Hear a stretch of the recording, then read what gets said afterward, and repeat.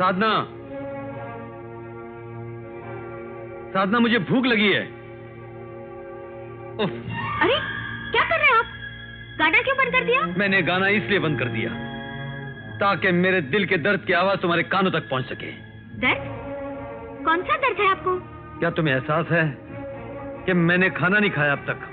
जी हाँ, आप तो वक्त से पहले ही पार्टी छोड़कर चले आए थे। तो और क्या करता? एक अजनबी की तरफ बैठे हुए लोगों की नफरत भरी निगाहों के नश्तर सहता रहता। आई डोंट अंडरस्टैंड, इसमें नश्तर और अजनबी की क्या बात है? पार्टी हमने अरेंज की थी और हमारा फर्ज था कि हम मेहमानों का ख्याल रखते, उनका स्वागत करते। क्या क्या इस घर में सिर्फ आए मेहमानों की इज्जत की जाती है, अपनों की कोई इज्जत नहीं है? क्या मतलब है आपका? देखो साधना, हम दोनों बचपन के साथी हैं, साथ खेले साथ पढ़े, इसलिए मैं तुम्हारी हर बात बर्दाश्त कर जाता हूँ। लेकिन तुम अपनी हद, अपनी मर्यादा से आगे बढ़ती जा रही हो। ये बात मेरे बस के बाहर हो गई है। साफ साफ कहिए, आप कहना क्या चाहते हैं? जो मेरी पसंद थी, वकालत का पेशा, उसे करने से तो मना कर दिया। अब पति के दर्जे से तो मत गिराओ। तो दर्जे में रहिए, किसने मना किया है?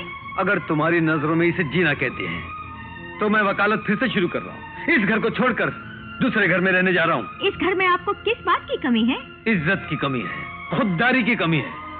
जब तक घर दामाद बनकर रहूंगा, बेशर्मी और बेइज्जती की चोट सहता रहूंगा। इसलिए मैंने फैसला कर लिया है कि खुद अपने पैरों पर खड़े होकर, रूखी सूखी खाकर इज्जत की जिंदगी गुजारूंगा। अपने पैरों पर खड़े होकर रूखी सूखी खाना आप ही को मुबारक हो। रूखा सूखा खाने की आदत न मुझको है, न मेरे खानदान में किसी को है। समझा?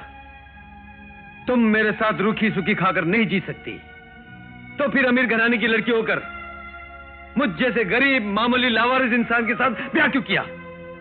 सिर्फ फैशन के लिए, या मांग में बाजार से खरीदा हुआ सिंदूर भरने के लिए, या समाज में अपने आप को शादीशुदा कहलवाने के लिए? और अगर मैं तुमसे पूछूं कि तुमने मुझसे शादी क्यों की, मेरे बाप की कमाई हुई दौलत पाने के लिए? नहीं चाहिए तुम्हारा धन, तुम्हारी दौलत। इसीलिए सोचता हूं इस घर को छोड़कर चला जाऊं। तुम मेरे साथ आओगी या नहीं? पत्नी होने के नाते तुम्हारा हुक्म मानने से पहले मैं अपने डैडी के विचारों को जान लेना जरूरी समझती हूँ। तुम्हें पिता चाहिए या पति चाहिए? दोनों चाहिए, लेकिन दोनों में पहले मेरे पिताजी थे, उसके बाद आप मेरी जिंदगी में आए। दो कश्तियों में सवार होकर सफर की इच्छा रखने वाले बेवकूफ कहलाते हैं, और सुराख वाली कश्ती में सफर की इच्छा रखने वाले उससे भी बड़े बेवकूफ कहलाते हैं। ब्यूटीफुल, क्या जबान इस्तेमाल की है। खुले शब्दों में कहे बगैर कितनी आसानी से तुमने अपने दिल की बात कह डाली। मैं एक सुराख वाली कश्ती हूँ, यानी एक निकम्मा इंसान जिसके पास सर छुपाने के लिए ना कोई घर, ना जिंदगी का कोई मकसद। तुम्हारे ही घर में तुम्हारी टुकड़ों पर पलने वाला और जिंदगी की धूप से बचने के लिए तुम्हारी छांव में जीने वाला एक बेगैरत इंसान हूं, यही ना? ऑलराइट साधना, एक दिन यही सुराग वाली कश्ती तुम्हें जिंदगी बचाने वाली लाइफ बोट बंद कर दिखाएगी। तुम जिस घास के तिनके को हकीर समझती हो, वही तिनका एक दिन तुम्हें डूबने से बचाएगा। यह बेसहारा इंसान एक दिन तुम्हें सहारा देगा। यह बिना परछाई का सूखा पेड़, एक दिन इसी सूखे पेड़ पर तुम अपना घोंसला बनाने आओगी। आज 15 अगस्त का दिन हमारे देश की आजादी का दिन है, और आज के इस शुभ अवसर पर हमारे शहर में पूज्य बाबूजी के रास्ते पर चलने वाले त्याग मूर्ति श्री अमृतलाल जी भी मौजूद हैं। अब मैं अपनी ओर से और आप सबकी ओर से श्री अमृतलाल जी से प्रार्थना करूंगा कि अपने शुभ हाथों से पवित्र तिरंगे को लहराएं।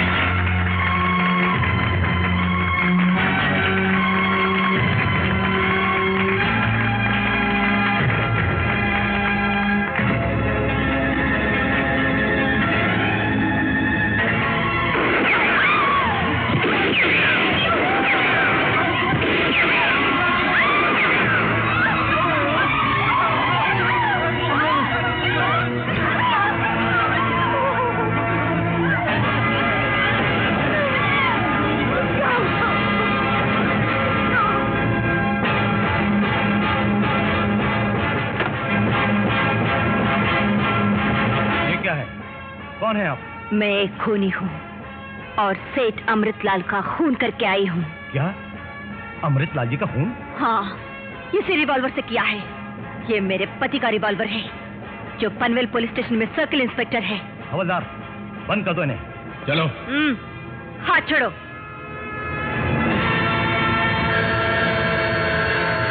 अगर नेक और गरीबों के हमदर्द लोगों का इसी तरह दिन दहाड़े खून बहता रहा तो लोगों को तो भगवान पे से विश्वास उठ जाएगा। कभी कभी तो दिमाग काम नहीं करता है। नमस्ते चौधरी साहब। आइए विष्णु प्रसाद जी, बैठिए। नमस्ते। हम लोग अभी अमृतलाल जी की हत्या का जिक्र कर रहे थे। जब हम लोग का ये आलम है कि ये खबर सुनकर हमारी रूह कांप गई, तो आप पर जाने की अभी होगी। आप तो उनके करीबी दोस्त थे, सारे दान धर्म के काम आप ही के हाथों हुआ करते थे। चौधरी साहब, मैं दरअसल उन्हीं की हत्या के केस के सिलसिले में आपसे कुछ बातें करने आया था। केस? केस का तो सवाल ही पैदा नहीं होता विष्णु प्रसाद जी। वो हत्यारों तो सीधे फांसी के तख्ते पर चढ़ने वाली है। उसने हजारों लोगों की मौजूदगी में कत्ल किया, उसकी तस्वीरें उतारी की जो अखबारों में छप चुकी हैं, फिर उसने पुलिस में जाकर खुद अपना रिवॉल्वर सरेंडर किया, इकबाल जुर्म किया।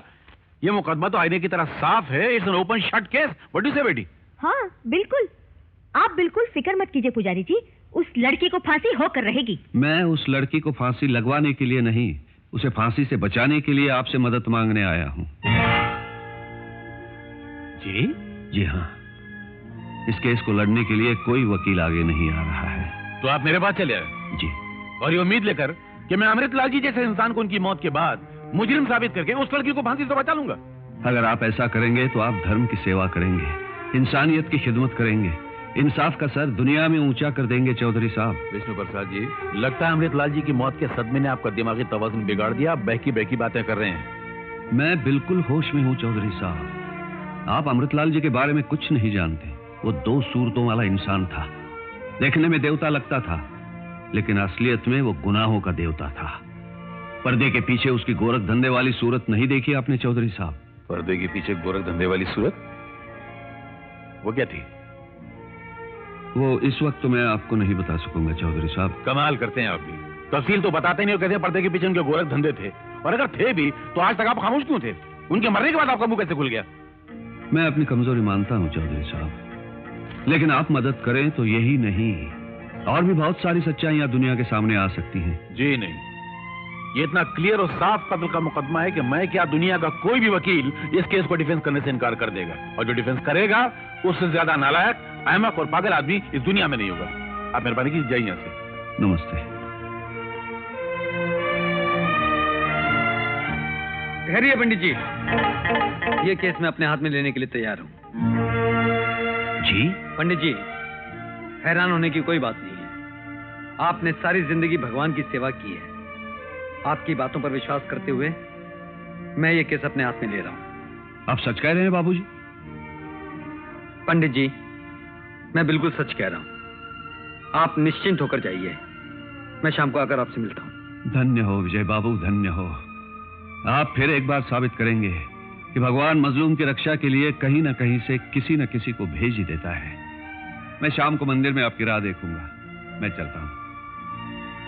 विजय, तुम क्या वाकई इस केस को अपने हाथ में ले रहे हो? जी अंकल। लेकिन क्यों? तुम में ये खामखा का जोश क्यों पैदा हो गया?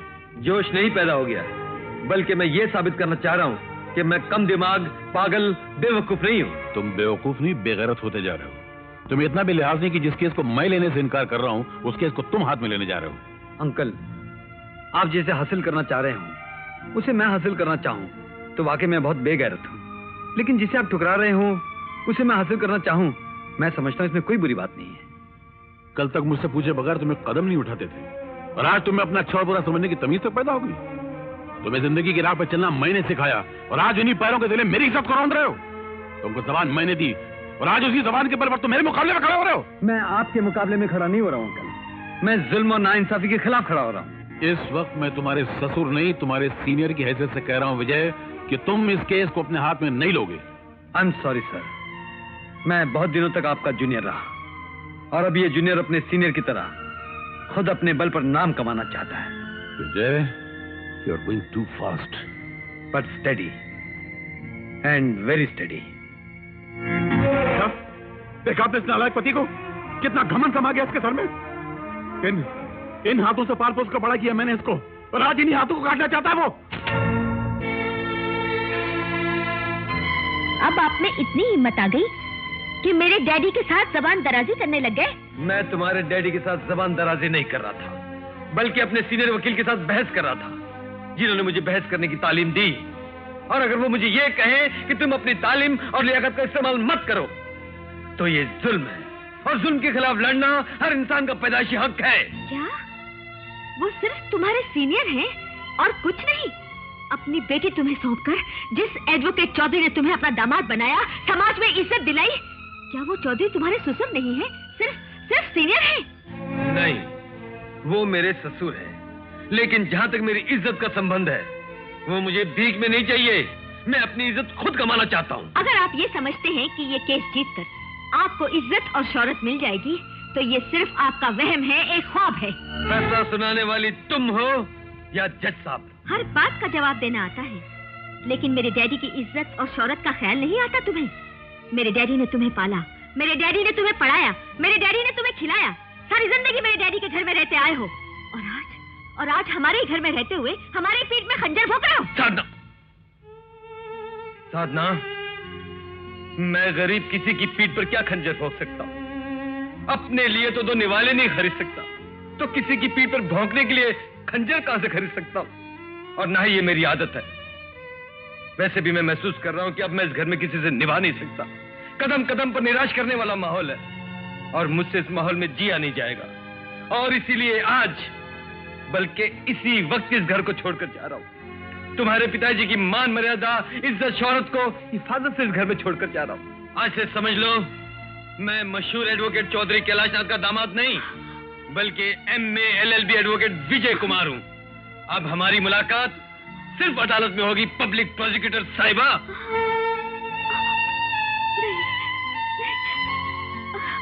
Daddy, daddy, daddy, daddy, daddy, वो अपने कपड़े और सामान बांधकर इस घर से जा रहे हैं। क्यों? कहते हैं अपने पैरों पर खड़ा होना चाहता हूँ, अपनी मेहनत से नामवर वकील बनना चाहता हूँ। उनको हमारे घर का माहौल घुटन वाला और कदम कदम पर रुकावट वाला लग रहा है। ऐसी? आइए वकील साहब, बैठिए। नहीं अंकल, इतने दिनों तक तो बैठकर ही खाता रहा हूं, अब तो खड़ा होने दीजिए। कहाँ? सड़क पर? जी नहीं, अदालत में। मुबारक हो विजय, तुम्हारे ये मजबूत इरादे जानकर और तुम्हारे ख्यालात सुनकर बेहद खुशी हुई, और यकीन मानो तुम्हारे इन पुरजोश इरादों के बीच मैं या मेरी बेटी कभी नहीं आएंगे। जाओ, बहुत बड़े वकील बनो, इज्जत कमाओ, नाम कमाओ, दौलत कमाओ। इस घर के दरवाजे तुम पर हमेशा के लिए खुले रहेंगे। लेकिन जाने से पहले मेरी एक बात सुन लो विजय, मैं उम्र में और तजुर्बे में दोनों में तुमसे बड़ा हूं, इसलिए बता रहा हूं। मैंने जोश वाले भी देखे और जोश वालों का अंजाम भी देखा है। जिस मुकदमे के बल पर तुम अपने पैरों पर खड़े होने की कोशिश कर रहे हो, वो मुकदमा एक दिन कुल्हाड़ी बनकर तुम्हारे पैर काट डालेगा और मेरी इज्जत का सर काट डालेगा। तुम्हारा भविष्य और मेरी इज्जत दोनों तुम्हारे हाथ में है, इसलिए जो कदम उठाना सोच समझ कर उठाना। मैं जिंदगी भर तुम्हारा एहसानमंद रहूंगा। अंकल, आपकी ये नसीहत मैं जिंदगी भर याद रखूंगा। Thank you very much. नहीं, विजय, डैडी, वो गुस्से में जा रहे हैं। आप उन्हें रोकने के बजाय उल्टा जाने को कह रहे हैं। बेटी, जिस इंसान को कभी गुस्सा नहीं आता वो इंसान कहलाने के लायक नहीं होता। गुस्सा मन का मवाद है, उसका निकल जाना ही बेहतर है। कभी कभी जिंदगी में गुस्सा आता है तो हमेशा के लिए भला हो जाता है, और उसका भला होगा तो तुम्हारा भला होगा। जाने दो इसे, जाने दो।